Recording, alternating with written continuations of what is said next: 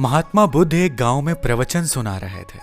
उन्होंने अपने पास के लोगों को अपनी मधुर वाणी से संबोधित करते हुए बताया कि हर किसी मनुष्य को धरती मां की तरह सहनशील और क्षमाशील होना चाहिए। क्रोध मानव का ऐसा शत्रु है जो दूसरों को तो हानि पहुंचाएगा ही, साथ में खुद भी उससे बचा नहीं जा सकता। इसलिए क्रोध और ईर्ष्या मानव के सबसे बड़े शत्रु हैं। सभा में सभी लोग शांति से उनकी बातों को ध्यानपूर्वक सुन रहे थे। तभी वहां सभा में एक अति क्रोधी व्यक्ति भी उपस्थित था।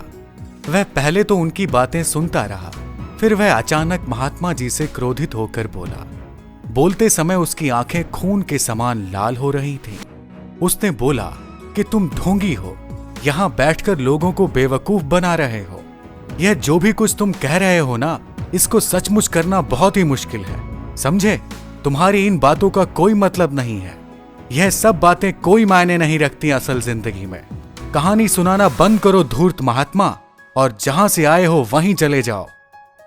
ऐसे कठोर वचन सुनकर भी महात्मा जी ने उस क्रोधी पुरुष का कोई विरोध नहीं किया और ना ही उसकी बातों पर कोई प्रतिक्रिया दी।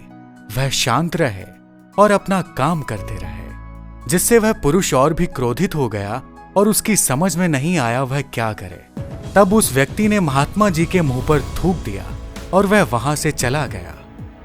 अगले दिन जब उस व्यक्ति का क्रोध शांत हुआ और उसे अपनी गलती का पछतावा हुआ, तब वह आत्मग्लानि में जलने लगा और फिर उसने सोचा कि उस महात्मा से मुझे माफी मांगनी चाहिए।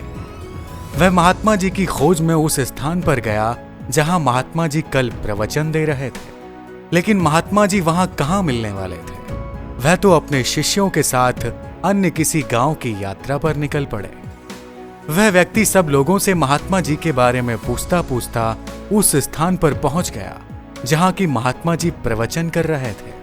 तब उस पुरुष को महात्मा जी के शिष्यों ने उनके पास जाने से रोका, लेकिन महात्मा जी ने अपने शिष्यों को आदेश दिया कि उसे अंदर आने दें। तब वह पुरुष महात्मा जी के चरणों में गिर गया और उनसे बोला, मुझे क्षमा कर दीजिए महाराज। उसने महात्मा जी से पूछा, क्या आप भूल गए हो कि मैं वही हूं जिसने कल आपका इतना अपमान किया था? मैं अपने दुष्ट कृत्य की आपसे माफी मांगता हूं। तब महात्मा जी ने बड़ी शालीनता से कहा, कौन सी बात? तब उस पुरुष ने बड़ी हैरानी से महात्मा जी की ओर देखा। महात्मा जी बोले, मैं तो बीती बातें वही छोड़ आया हूं, क्योंकि बीता हुआ कल कभी वापस लौट कर नहीं आता। इसलिए बीती हुई बातों की वजह से आज और अपना आने वाला कल नहीं बिगाड़ना चाहिए। जो हो गया सो हो गया। तुम्हें अपनी भूल का एहसास हुआ, यह सबसे बड़ी बात है। तुमने अपनी गलती को मान लिया, सो तुम अब निर्मल हो गए। इसलिए अब कोई भी ग्लानि अपने मन में नहीं रखना। अपने आने वाले कल के बारे में विचार करो और उसे सुधारने का प्रयास करो।